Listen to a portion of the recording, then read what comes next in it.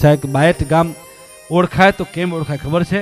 ધજા દેખી ધણી સાંભળે, દેવળ દેખી દુઃખ જાય, દર્શન કરતા સોદે પીરના પલમાં દુઃખ મટી જાય છે. કારણ કે સાહેબ બાયટ ગામ વર્ષોથી ઓળખાતું હોય તો કે ભાઈ મેળો કોનો? કે સોદે પીનું. હા, ધમ ધમે નગારા રે આજ સોદેપી દાદાના સાહેબ. અને સોદેપી દાદા અને જૈન સમાજનો એક અનેરો નાતો રહ્યો છે સાહેબ. વર્ષોથી પરંપરાથી સાહેબ જૈન સમાજ છે ને સોદેપી દાદાને હંમેશા માટે માનતો આવ્યો છે. એટલે સમાગોગા કારાગોગા ગામ છે અને ત્યાં કેશવજીભાઈ શાહ એમ કહેવાય કે વર્ષોથી સોદેપી દાદા ઉપર બહુ આસ્થા રાખે છે. એવી આસ્થા કે દર વર્ષે મેળામાં પણ મુંબઈથી આવતા કેશવજીભાઈ શાહ કારાગોગા ગામના સાહેબ, પોતે શેઠિયા કહેવાતા સાહેબ. અને એમાં તે વખતે એમ્બેસેડર કાર હતી, જૂના જમાનાની વાત છે. એમ્બેસેડર કાર લઈ અને એની પત્ની અને પોતે કેશવજીભાઈ એમ કહેવાય કે મુંબઈથી નીકળે છે સોદેપીના દર્શન માટે. અને એમાં એમ કહેવાય કે આ ગુજરાતનો પલ્લો કાપતી એમ્બેસેડર કાર હાલી આવે અને મોરબી કને પહોંચીને મોરબીના હાઈવે પર ચડી. અને એ વખતે ત્યાં બહુ જંગલ વિસ્તાર હતો સાહેબ, લૂંટારાઓની બીક હતી સાહેબ. સમી સાંજ નવીનભાઈ પડી ગઈ હતી એ આપણે માળિયા હાઈવે ઉપર અને ગાડી બગડી ગઈ, એમ્બેસેડર કાર બગડી ગઈ. ને એમાં એમના પત્ની બેન ભેગા હતા એટલે ગાડી સાઈડમાં મૂકી, ગાડી ઉપડે જ નહીં સાહેબ. બહુ હેરાન થઈ ગયા કેશવજી શેઠ, પરસો થઈ ગયો કે એ સોદેપી દાદા અમને બાયઠ પહોંચવું છે, તમારા દર્શન માટે નીકળ્યા છીએ પણ હવે ગાડી બગડી ગઈ છે, શું કરીએ? આ મધરાતનો સમય છે, સમય સાંજ થઈ ગઈ છે, લૂંટારાઓની બીક છે, આ માળિયો રસ્તો માળિયો માર્ગ એટલે ખૂબ ખતરનાક રસ્તો કહેવાય, હવે દાદા લાજ રાખજે. પણ સાહેબ અંધારું થઈ ગયું તું, શેઠ પરસે થઈ ગયા. ત્યારે એમને પત્નીએ કીધું સાહેબ કે આ વિશ્વાસ તો બેનો હોવો જોઈએ. હા, એની પત્નીને પણ એટલો વિશ્વાસ સોદેપી દાદા ઉપર કે તમે ચિંતા ન કરો, હું ગાડીમાં સોદેપી દાદાને એક માળા ફેરવી લઉં, દાદા ચોક્કસ આપણે સહાય કરશે. અને એમની પત્ની છે એ સાહેબ માળા ફેરવી સોદેપી દાદાને યાદ કર્યા.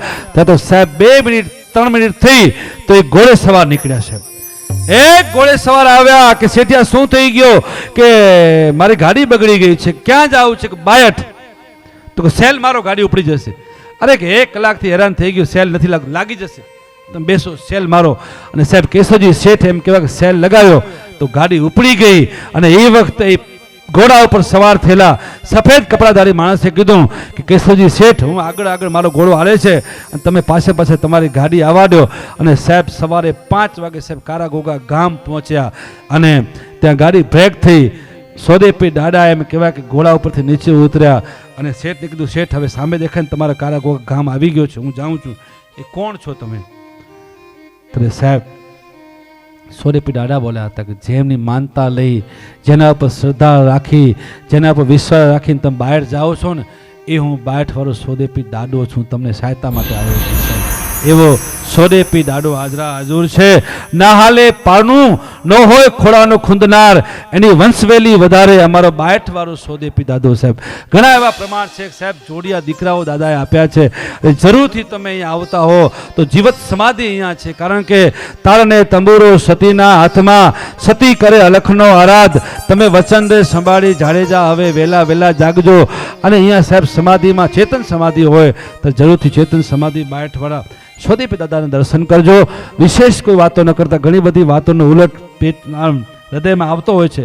પણ હવે કિશોરભાઈને આપણે ધાર્મિક ભક્તિમાં સાંભળીએ. અને અહીંયા અમારા દીપકભાઈ સાઉન્ડવાળા અને અહીંયા ખાસ કનૈયા સ્ટુડિયો સાહેબ મહેન્દ્ર રવિનભાઈ દબાઈયા વાલા મહેન્દ્ર કે બોરો વડો ના આવે જો હા દબાઈયા બરાબર છે, વાંધો ને હા સાહેબ. કનૈયા સ્ટુડિયો બાયઠ એટલે ભાઈ મહેન્દ્રભાઈ કોચરા અને આખો કોચરા પરિવાર પણ અહીંયા ચામુંડામાના દર વખતે પ્રોગ્રામ કરતા હોય છે.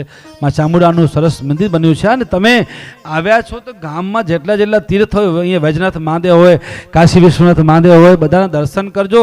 ક્યારેક આ તમારા વડીલો આ ધરતીમાં સાહેબ લીન થઈ ગયા છે, આ ધરતીમાં ખપી ગયા છે, આ એ ધરતીના મસાણામાં હોમાઈ ગયા છે સાહેબ. અને એ ધરતીમાં તમે આવ્યા હોય તો ખાલી સાહેબ ઘરમાં બેસી નહીં, બધે દર્શન કરજો. અને અહીંયા ચામુંડામાનું પણ ભવ્ય મંદિર છે.